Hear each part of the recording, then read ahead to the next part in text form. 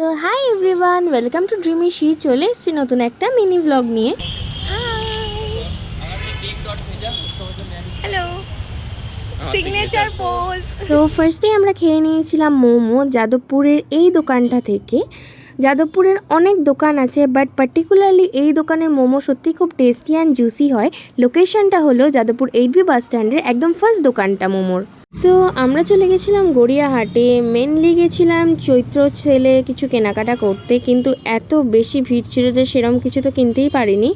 আর এই যেতে যেতে একটা সফটওয়্যার্সের দোকান দেখলাম, তো সেখান থেকে আমি একটা প্যাঁচা কিনেছি, তো তোমাদের দেখাচ্ছি। এখানে এত সুন্দর সুন্দর পুতুলের কালেকশন আছে এক একটা দোকানে। তা আমি ভাবছি যে একটা হাতি আমার কাছে আছে, আর এই একটা প্যাঁচা কিনেছি। পরেও ভালো করে দেখাবো প্যাঁচাটা, একটু হয়তো দেখতে পাচ্ছি।